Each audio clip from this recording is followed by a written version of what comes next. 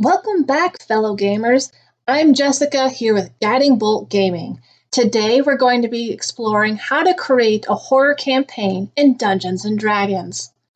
Horror is about instilling visceral emotions, those feelings that are deep within your gut. Fear is not a simple, singular emotion. In fact, it has several layers. To understand horror and use it effectively within a campaign, you must comprehend each of these layers. So let's dive right in. The first layer is unease. This is the foundation upon which you'll build the rest of the types of fear. Unease stems from the notion that something's not quite right with the world. Movies establish unease by using odd camera angles and lighting.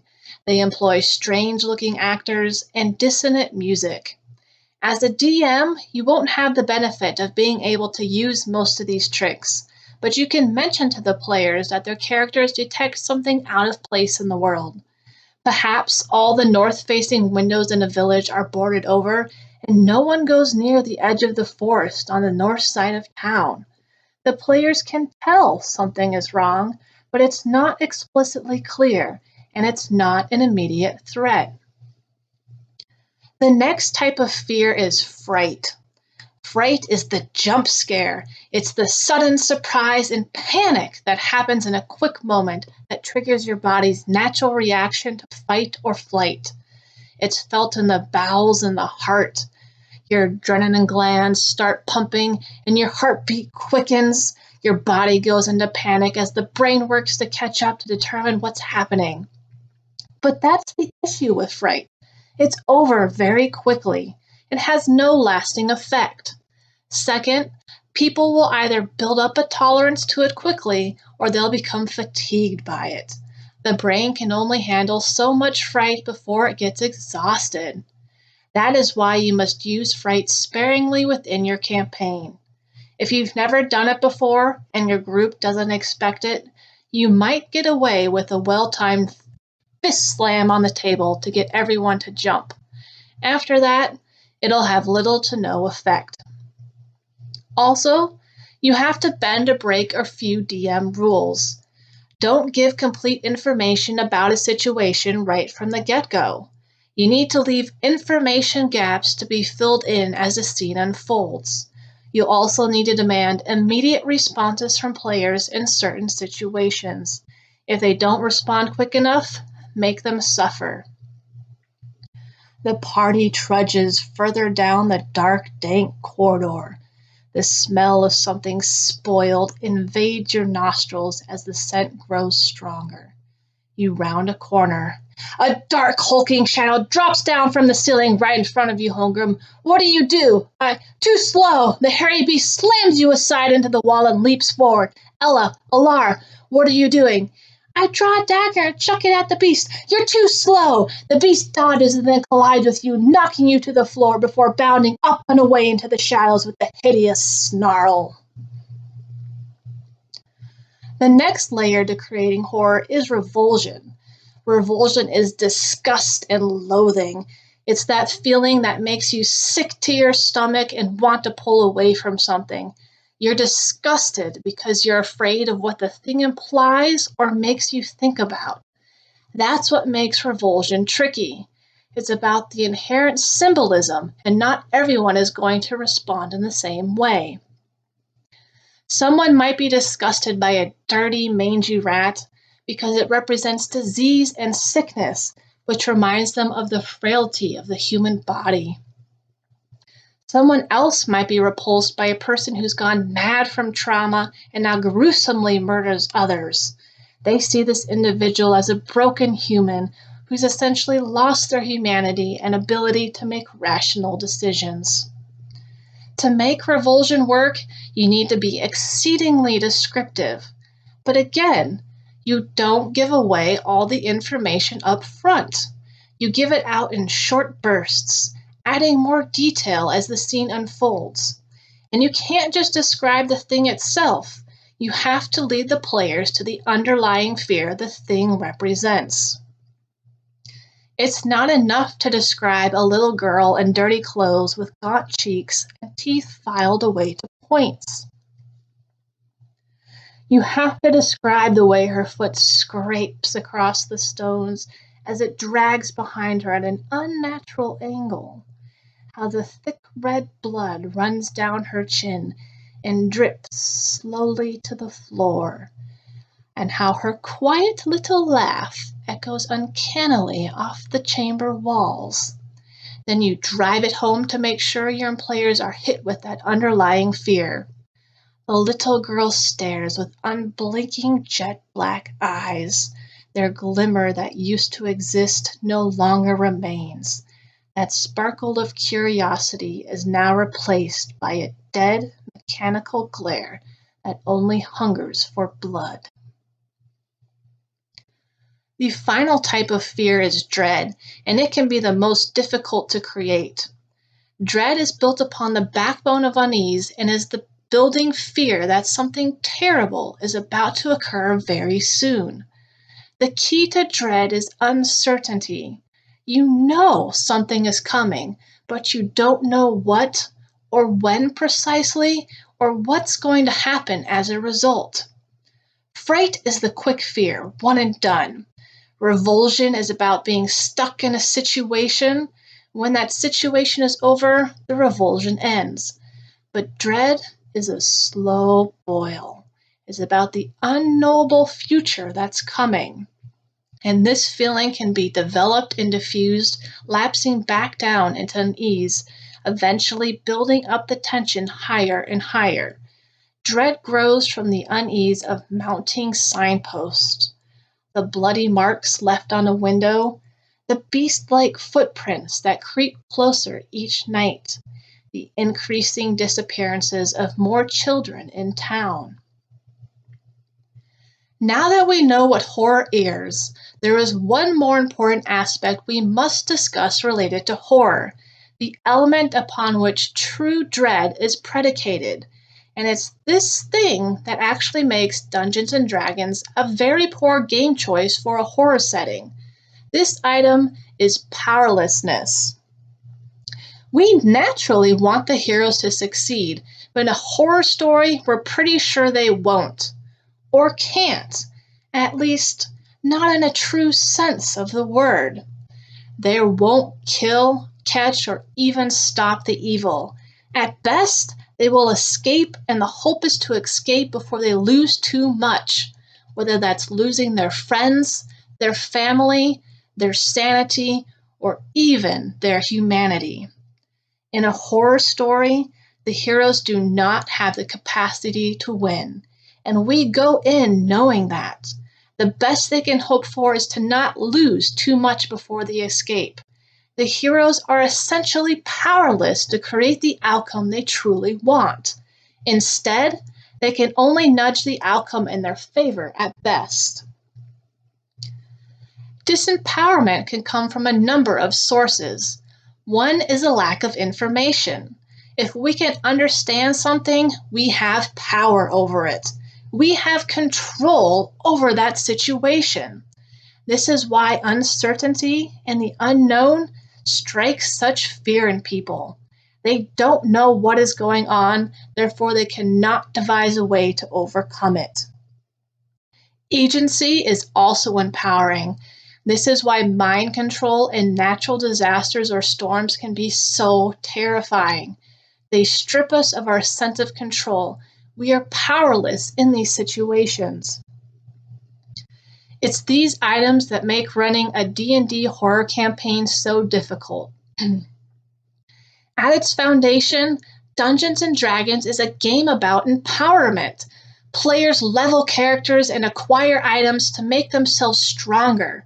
They have free will to make choices for their characters and lead the story in the direction they wish to go.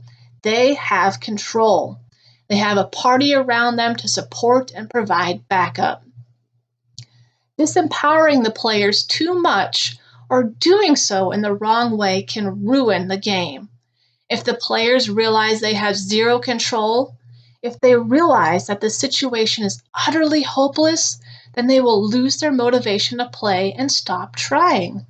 They'll lose interest in the game because they'll feel as though nothing they do matters.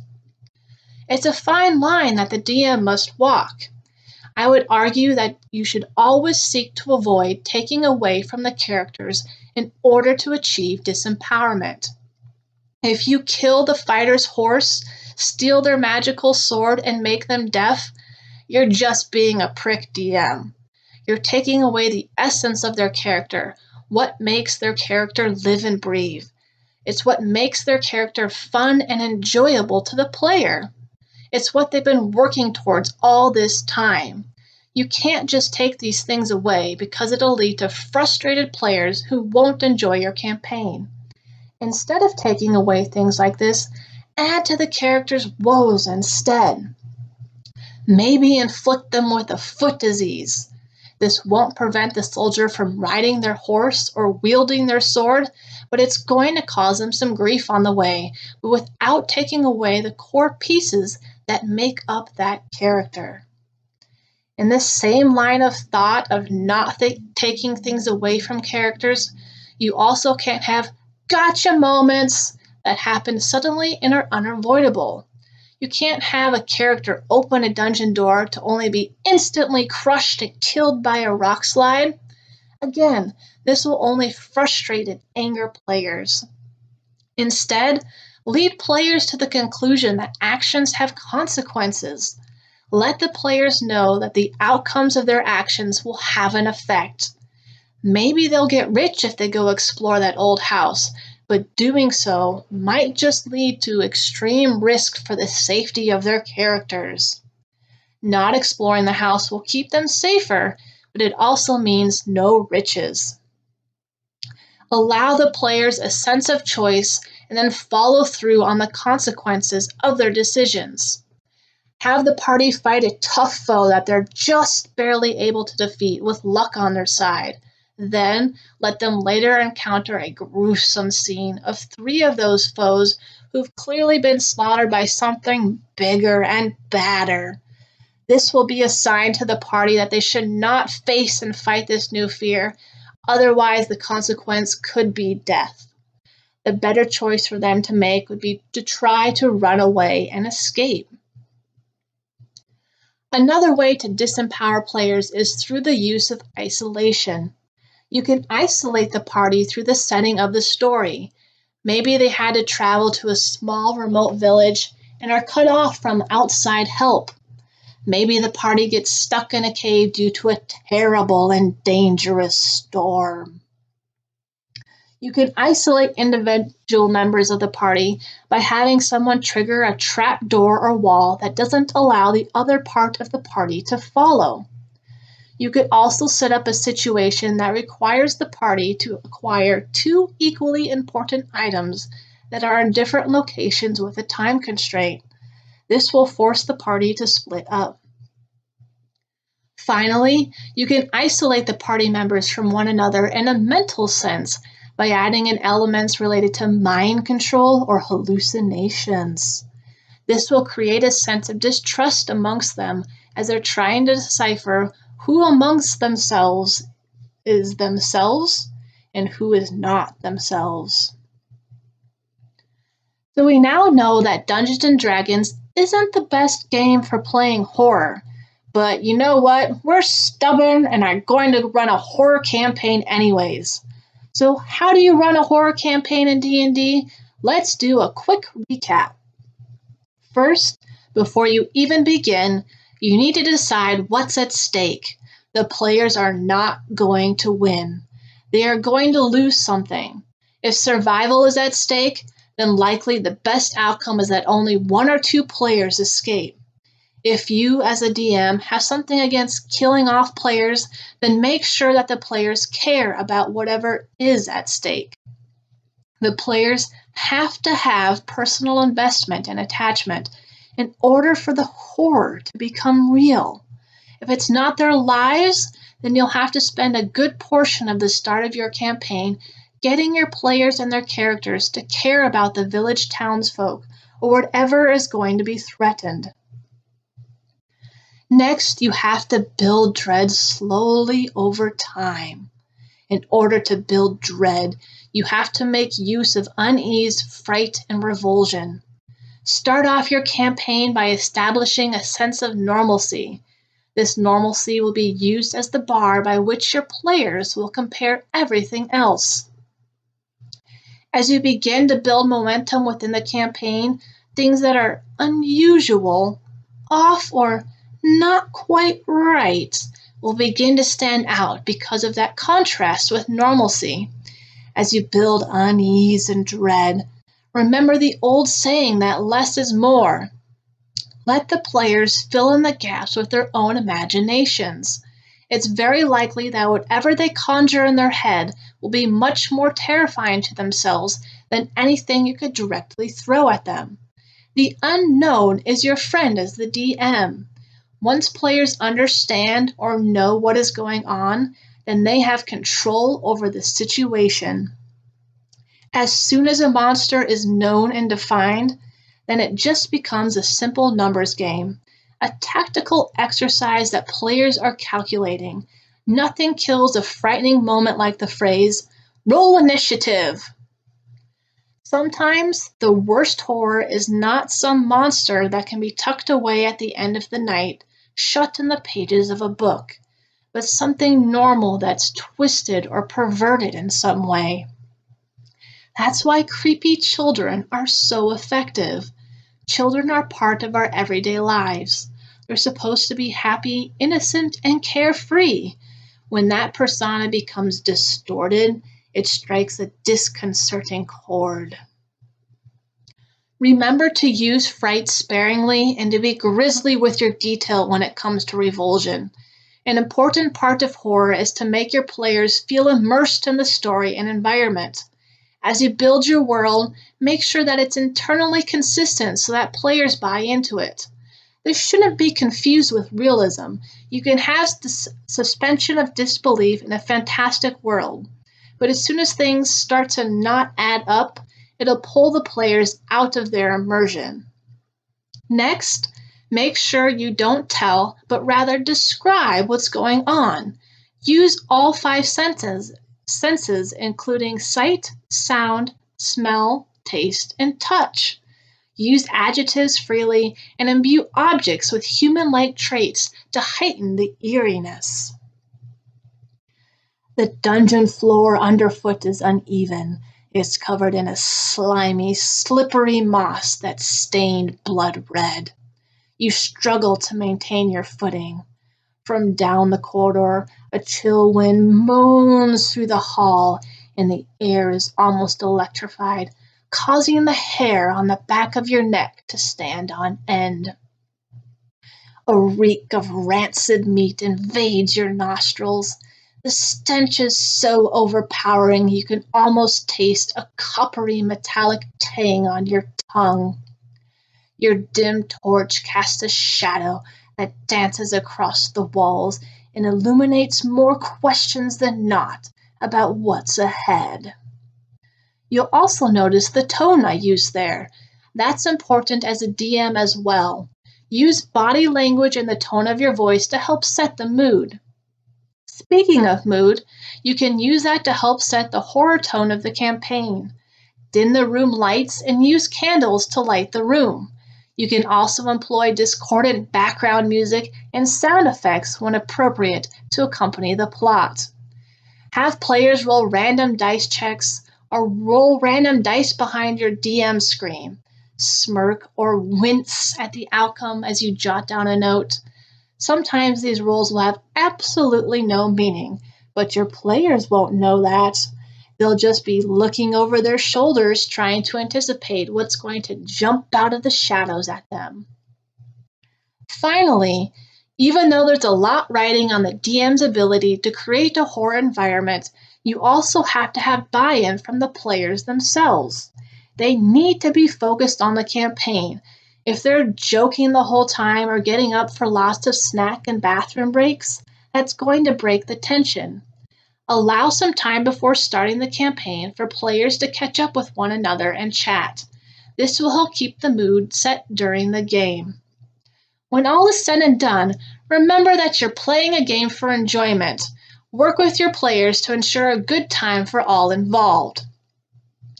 I hope all of this helps you understand the nuances of horror and how to put together a good horror campaign for your players. Do you have thoughts about DMing or playing in a scary campaign? I'd love to hear what you have to say, so drop a comment below.